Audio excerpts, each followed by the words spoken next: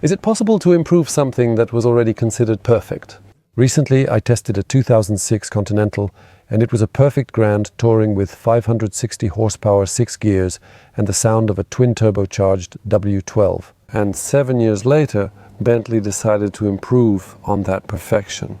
The new one had more power, more gears, and a lower appetite for fuel. But that's not the only reason why this car is more desirable. We'll do this just like last time. I examine the car, the owner stays off screen, and I ask questions. Welcome to the test. If you're new, I'm Zakar, off, let's begin.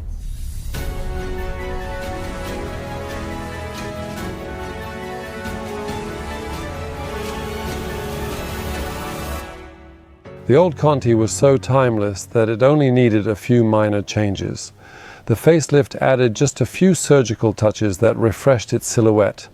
The grille now stands almost vertically, goes a bit deeper into the bumper, and in the fore headlight setup, the outer lenses are a bit smaller and wrapped with LED rings. The side power line has been pressed deeper into the aluminum, the track has been widened, and 20-inch rims are now standard, making the car look as if it's glued to the road. At the rear, the facelift is revealed by thin floating LED lights, a subtle spoiler on the trunk lid, and redesigned exhaust tips. Maybe tell us how you switched from a Bentley to a Bentley? Let's add the Bentley that was already on the channel to the Bentley that's currently on the channel. Life experience and this change taught me one thing: to listen to my heart and mind, not to others. That first Bentley was a completely new discovery for me when it comes to cars, but it was already quite old. And my brother told me that I had gotten very old mentally and convinced me to buy myself another car. So the Bentley found a happy new owner. And at my brother's urging, I took a train trip to Krakow to see a Maserati Gran Turismo.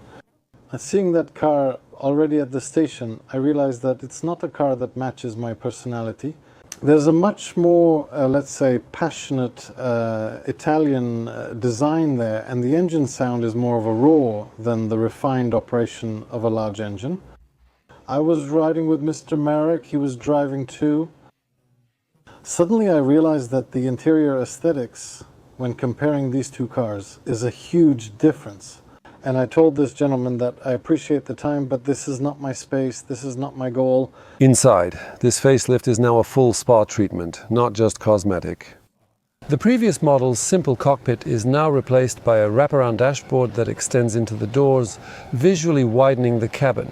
In the center, there's now an 8-inch touchscreen with a 30GB drive and a faster proprietary interface, and the switches that resembled Volkswagen's are gone too. Now they all have something reminiscent of a Swiss watch. The analog gauges are now accompanied by a color thin film transistor screen, and the 4-spoke steering wheel has been replaced by a slightly thicker 3-spoke one.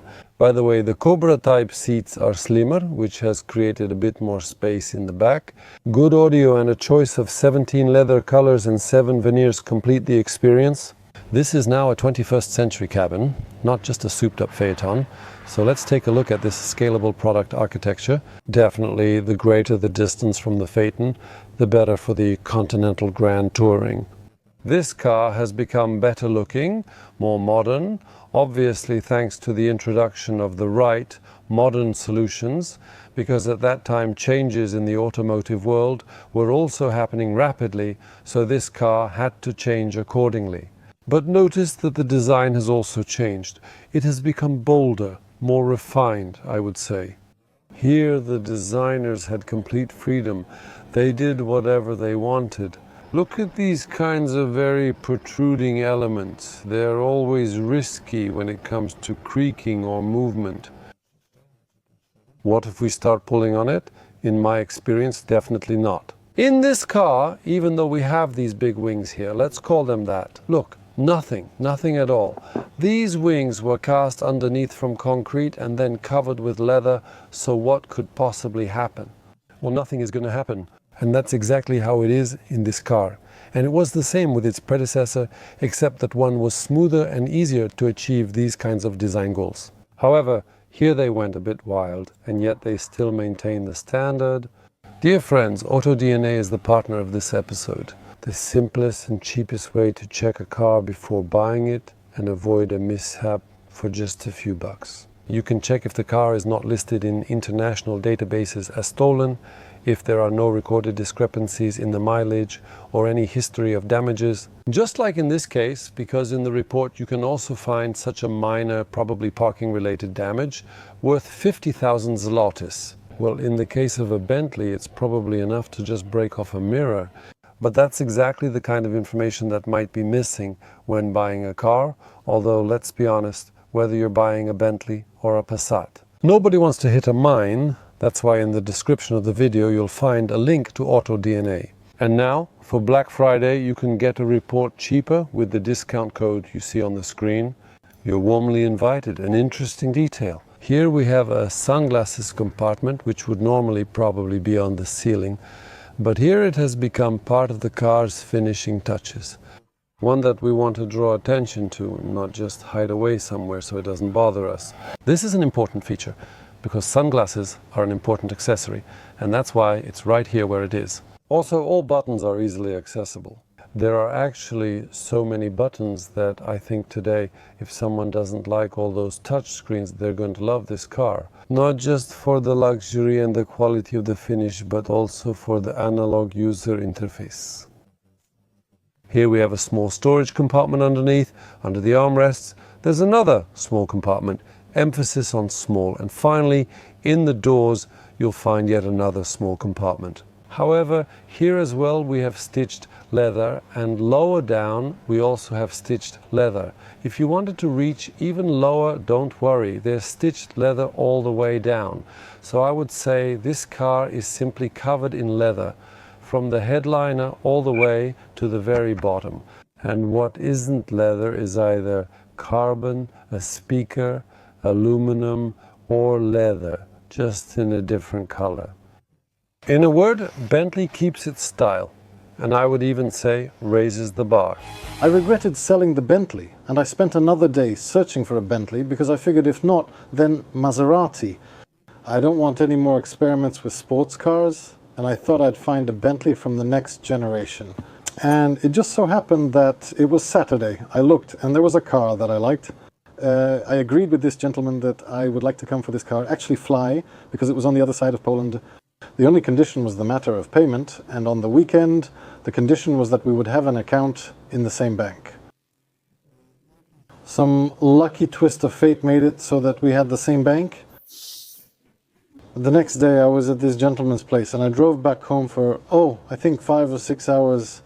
I was feeling a lot of emotions, positive emotions, because I was happy that I came back, and it just so happened that I swapped a Bentley for a Bentley. I've learned that if you want to have something that suits you, don't listen to others. Just buy yourself a shirt, a jacket, a car, a house, anything, a cap in which you like yourself, not in which others will see you differently. You just have to be yourself. I think it makes life easier. When it comes to space, for someone who's 2 meters tall, as you can see, I still have a little bit of headroom, maybe a centimeter, but still. However, regarding the steering wheel, I can properly take my seat as required. And that's actually the case, even though I haven't even used the full length yet. There's the possibility to slide both knees under the steering wheel here, so I still have enough access to the steering wheel. I'm able to get in and out of this car fairly easily, and I'm already sitting properly. Will these slim new seats make me just as satisfied in the back as well? Let's check it out. And when it comes to space in the back, admit it, if we have such a gap behind the driver's seat, it's really not much. Here I can get at most. I can show from this perspective that if we lower it here, let's do it. Let's lower the window here because there's no B-pillar. Of course, getting in would be easier, and inside there are some conveniences waiting for us. As you can see, there's an air vent, an ashtray and a lighter, a small compartment that's convenient and opens very smoothly, and a very soft armrest. There's a ski pass through further back and a little light above your head, and that's about it.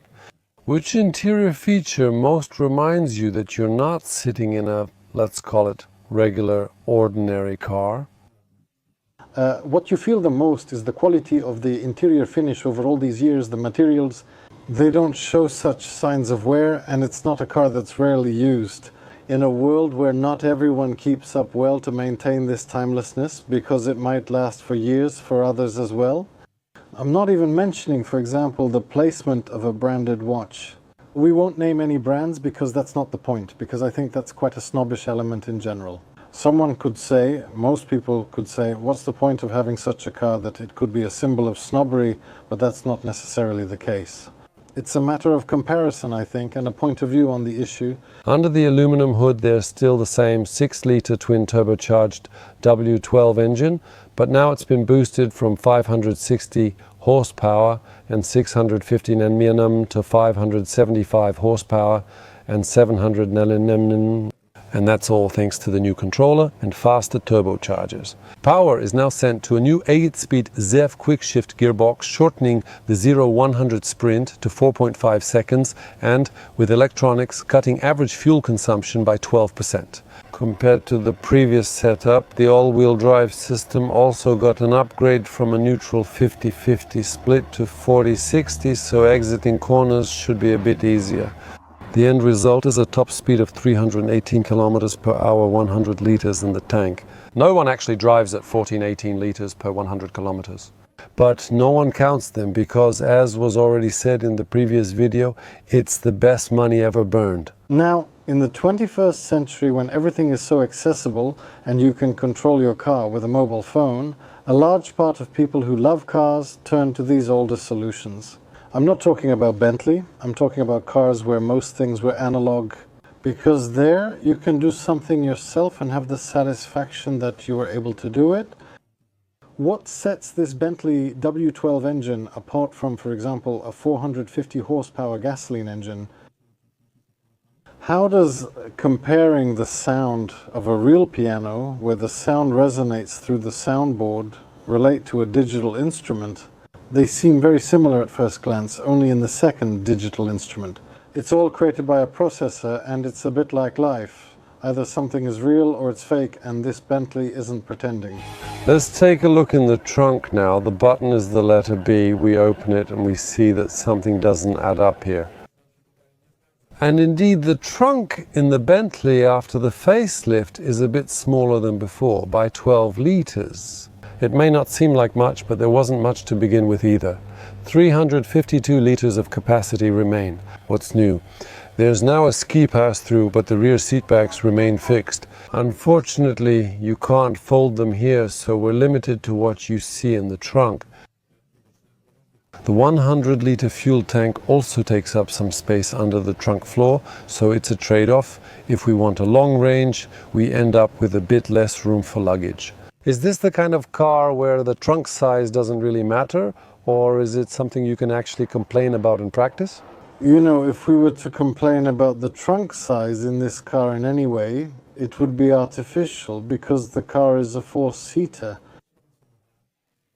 We have to realize that a long distance trip for 4 people would be a struggle because there's not much space in the back. So this car is rather meant for traveling with 2 people or alone. And it's not a car you'll use to bring bricks from the construction yard, so the trunk that's there. I think it's more than enough for the needs of an owner who will have to take this car on a 2 or 3 day trip, or even a 2-week one. It's a Gran Turismo, and we can easily fit 2 large suitcases and 3 or 4 travel bags inside. I think easily. If you wanted to go on a week-long trip, you could pack everything in there without any limitations. In Poland, coupe price range from about 300,000 to 400,000 zlotys. Of course, we're talking about cars in good condition, the kind you'd really want to have in your garage. However, if you're interested in the cabrio version or the speed version, then you have to add, let's say, about a dozen% to those prices. Subtitles by the Amara.org.